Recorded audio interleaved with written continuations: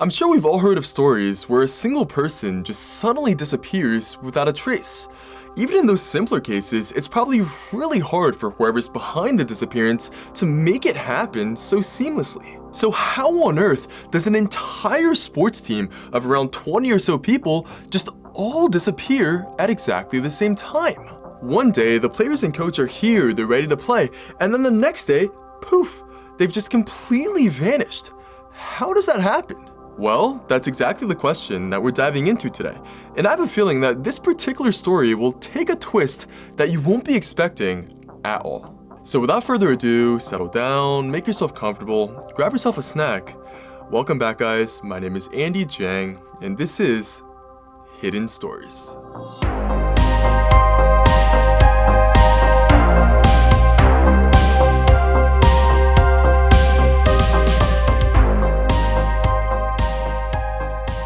In 2003, a German man named Dietmar Thuring received a phone call from a director in the Sri Lankan sports ministry to organize a friendly handball match between Germany's and Sri Lanka's national teams. Now, Dietmar was the founder of an organization called the Asian German Sports Exchange Program, or AGSEP for short, which helped to bring together people from the two countries of Germany and Sri Lanka through sports. This was something that he was extremely passionate about. When Dietmar was visiting Sri Lanka from Germany for the very first time in 1981 for a vacation, he fell in love with the country and its people, and even met the woman who would later become his wife there. As a result, after seeing just how well he had bonded with his wife through their mutual love for table tennis, Dietmar, a professional player who was also the coach of the German national table tennis team, had the idea to start AGSEP to begin connecting more people from his home country of Germany to his adopted country of Sri Lanka through playing sports. And over the past 10 years, Dietmar and AGSEP had organized hundreds of tournaments in a variety of different sports, helping countless Sri Lankans and Germans travel to each other's countries and experience each other's cultures. So when the Sri Lankan sports ministry director contacted Dietmar about organizing the handball match, he happily agreed. He soon arranged for the German national team to be flown out to Sri Lanka to have an exhibition match with the Sri Lankan national team. Dietmar figured that it'd be a very casual, chill game, with many opportunities on both sides to just score and have fun. But when the day of the match came, to his surprise, the Sri Lankan national team got absolutely destroyed by the Germans. It wasn't even close. The score was 36-2.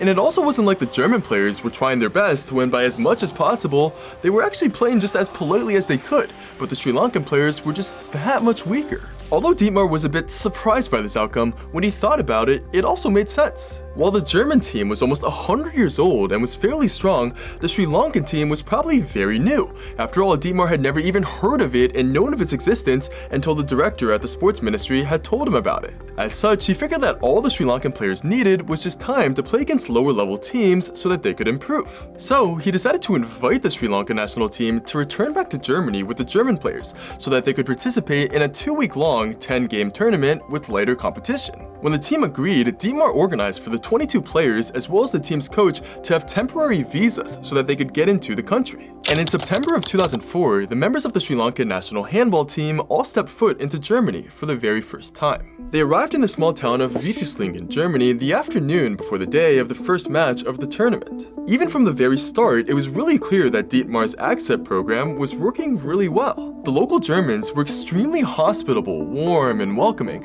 and they took the Sri Lankans all around town. The players were introduced to the town's mayor, were invited to dinner by one of the German teams, and just talked, sang, and danced with their new friends for hours. Everyone had a really fun and happy time. But when it actually came time for the first match of the tournament the very next day, despite Dietmar's hopes that the Sri Lankan team would be able to perform better against their weaker opponents, somehow they managed to perform even worse than they had the first time. This time, they didn't even score a single point. In fact, it became very clear that many of the Sri Lankan players didn't even seem to be familiar with the most basic rules of handball. They had difficulty even doing things like just catching the ball, which really confused their German opponents since this was supposedly the Sri Lankan national handball team. But despite the extremely poor performance from the Sri Lankan players, the Germans were still just as friendly as ever. They didn't laugh at them at all and were very understanding and compared the Sri Lankan team to how the very first German handball team had started off as well. After the match was over, the German players just stopped talking about handball entirely to try not to make the Sri Lankan players feel embarrassed or feel bad about themselves. The German players again hosted the Sri Lankan players for dinner, and they all sang and danced and had an amazing time just like the first night.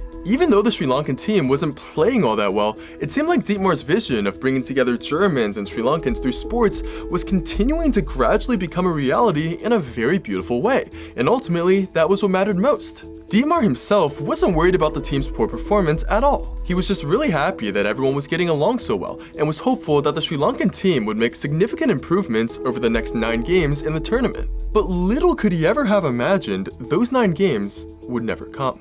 Now, before I continue with the story, this show is sponsored by BetterHelp. A recurring theme that I've seen time and time again in the stories that I cover is that oftentimes a single choice, a single action, a single event can really change people's lives, either for the better or for the worse. Even genuinely good people can sometimes get put in bad situations or have rough upbringings that cause them to make a single mistake, which in turn gets them painted as bad people. Really, pretty much everyone on Earth has struggled at some point with determining what the right choice is for them, what the right path is, either in the short term or just in life in general. I mean, I've been there too many times to even count. But the one choice that you can pretty much never go wrong with is therapy. Therapy is something that almost anyone can benefit from, not just people who have experienced major trauma. It can help you tackle any negative thinking patterns, learn positive coping skills, set healthy boundaries, and just overall help you become the best possible version of yourself. And now with BetterHelp, it's never been easier to get started. One of the best things about BetterHelp is that it's entirely online, so you can get access to therapy straight from the comfort of your room. It's very easy and quick for you to get set up. It takes around 24 hours on average for you to be matched with a licensed therapist, and you can also switch therapists at any given time completely for free. Let therapy be your map with BetterHelp. You can visit betterhelp.com/hidden stories for 10% off on your first month. That's BetterHelp, HELP.com/hidden stories. Now, let's get back to today's story. The very next morning, the German players were waiting for the Sri Lankan players to show up to have breakfast together, like they had planned to do every single day of the tournament. But after they had waited for a while past their scheduled time, and still not a single player had showed up, they became concerned and felt that something was wrong. At first, they thought that the Sri Lankan team must have gotten lost in the woods during their morning jog. But when they went to check the team's hotel rooms, they were shocked to find that most of the players' belongings were now completely gone, and all that was left behind were their dirty jerseys and shoes, and a single handwritten letter. The letter read, "For everyone, we want to say thank you. You are very friendly. We have to leave Germany and travel to want to find better future in life. It's our decision, and we will also take full responsibility and risk for our decision. You all were very friendly and nice to us. Please forgive us for our decision. We don't have any other way right now. We can't go back to Sri Lanka, so we'll go now. Please don't worry about us. We will be fine. You have done a lot for us, and thank you all again, with love." A second part of the letter stated that the players would be leaving Germany to travel to France. And it was only after the German players and Dietmar read that letter that everything suddenly started making a whole lot more sense. Turns out, the Sri Lankan national handball team did not exist. The country did not have and had never had a national handball team ever in its history. And the players on that team were not handball players. You see, in late 2002, an extremely clever plan was hatched to help a group of people get out of Sri Lanka for good. The horrifying violence, political unrest, rising prices of goods, as well as the very scarce opportunity to make money in some areas of Sri Lanka at the time made citizens in those areas feel that the country simply could no longer be lived in. However, since there was no legal way to leave the country, people had to resort to illegal methods if they wanted any sliver of hope for a good future for themselves and their family. And since these illegal methods could often be extremely dangerous or even fatal, such as hiding in tiny cargo boxes aboard ships to make it across the ocean, someone came up with a much safer idea: a handball team. Although it's unclear who first came up with the plan, whoever it was knew that since Sri Lanka didn't have a national handball team, there was an opportunity to create one. They knew about Dietmar and his organization, ACCEP, and how they would often provide Sri Lankan players with visas and fly them out to compete overseas. And they knew that with the right contact at the Sri Lankan Sports Ministry, they could get access to Dietmar, and he would likely be very happy to help organize a trip to Germany for the alleged Sri Lankan national handball team. A 23-year-old named Rupa Singh, who would end up as one of the players on the team, remembers receiving a call from a friend who informed him about the plan. He was told that he could finally get out of Sri Lanka and join his relatives in Italy. All he had to do was pay a $4,000 fee and learn to play a game called handball. A 28-year-old named Chandana remembers something similar, being called by his older brother who was already living in Italy and being told the same things. And so, Rupa Singh and Chandana, as well as the other 20 people informed about the plan, began diligently training to fulfill their roles as handball players, while another older man named Wijanayaka was brought in to fulfill his role as the team's coach. It wasn't easy. Between the time their contact at the Sri Lankan Sports Ministry called DMR about setting up a match between the German and Sri Lankan teams, and the time that the German team actually arrived in Sri Lanka to play in that match was only a few weeks. As such, they only had just a few weeks to learn the basics of the game and at least play well enough so that DMR and the German players wouldn't become too suspicious of them not being actual handball players. But despite none of the Sri Lankan players or even the coach having any handball experience whatsoever, they somehow managed to pull it off. No one suspected a single thing, and as they had expected, after the match, DMR invited the Sri Lankan team to come back to Germany to play there. Although the Sri Lankan players really did have an amazing time in the country and loved their German hosts, they simply had to do what they came to do, or else they might not have an opportunity like that ever again. And at 5 a.m. in the morning on the day after their very first tournament match, the entire Sri Lankan team quietly slipped out of their hotel and began making their way towards their destination. Although they had stated that they were going to France in their letter, that was merely to confuse and distract the authorities as they made their way to their real destination of Italy. Since Italy has a large Sri Lankan immigrant population, many of the players' friends and family were already there. Combined with the fact that Italians tend to be pretty friendly towards Sri Lankans, the players had heard that it would be pretty easy to make a solid living working in their restaurants. Although the players were really sad to be leaving their German friends behind, especially after being treated so well, they really just didn't have a choice. Most of them needed to provide for at least 5 to 10 different family members back home in Sri Lanka, and that simply was no longer possible unless they could get out of the country and find a better place to work. And so, despite the team's lingering feelings of sadness, they crossed the German border and began making their way to Italy, with hopes for a better life and future ahead of them.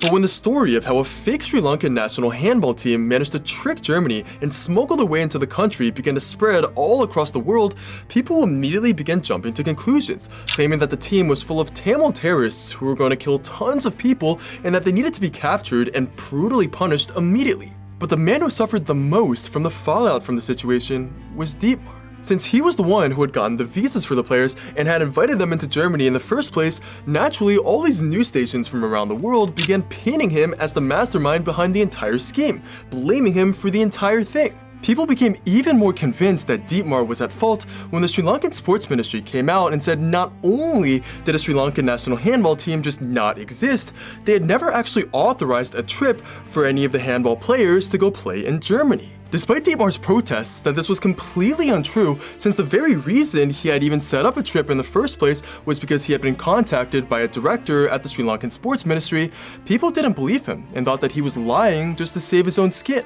As a result, for a while, Dietmar had to just really scramble, desperately trying to clarify the entire situation and explain his side of the story, which not only just stressed him out beyond belief, it also wasted his time and hurt his character. Since the German embassy went on to blacklist his organization, AGSEP, from ever participating in any sporting events ever again in the country, he had been made to look like a complete fool on the world stage, which both devastated and enraged him. He had spent more than 10 years of his own time, sweat, and energy building up his organization and its brand for doing good, while helping countless Sri Lankans in the process, and now that entire organization and brand were completely ruined. He felt completely betrayed by the Sri Lankan handball players, some of the very players he had tried so hard to help. He had done so much for them, trusted them, and they had just stomped on that trust without a single consideration for how it would impact him and AGSEP. For a long while after the players had left to go to Italy, Dietmar wanted to have every single one of them caught and brought back so that he could take them to court and sue them. He couldn't understand why they had been so selfish, just so heartless to ruin such a great thing for their people and their country. But over the years, as time went on, he gradually began to finally understand their side of the story and why they had done what they had done. He realized that this wasn't a story of crime or smuggling or terrorism, or a story of actions done with malicious intent. It was a story of survival. He had learned that after the players arrived to Italy, they would each send back most of their earned money to their families in Sri Lanka. He learned that some players had more than 10 people relying on them for the money to afford even basic necessities. And he learned that life in some areas of Sri Lanka was no life at all, and that these players had only left their country because they felt that it was the only way to create any sort of future for themselves and their family. Although Dietmar was still incredibly saddened that his sports exchange program had been ended and that no more Sri Lankan players would ever be allowed visas to visit Germany to play in tournaments, he ultimately sympathized with the handball players and forgave them for their actions. Within a decade of the 23 players arriving to Italy, more than half of them would return home. Some had become extremely homesick, and others just simply couldn't find a job for themselves, even though they had been promised that it'd be easy to do so in Italy. The rest of the players, however, more or less enjoyed their new lives in Italy. They found good jobs with very solid pay and were not only able to provide well for their family members back home, but were also able to mesh well with the existing Sri Lankan communities within Italy and create a new life for themselves. It's actually unknown whether any of the players were ever punished for their actions. But ever since the handball players managed to successfully leave Sri Lanka, hundreds of other Sri Lankan athletes have also begun using international sporting events to escape from their country. It's become so common that authorities even have a name for it: decamping. However, the disappearance of the Sri Lankan national handball team remains the most infamous case of decamping in history, and it's the only documented instance where an entire team has successfully decamped. It's unknown where any of the players are today, more than 20 years later, but all we can hope for is that they're all doing well for themselves. With that being said, I hope you found this week's story interesting. If you're new here, hi, my name is Andy. I tell bizarre true hidden stories once a week.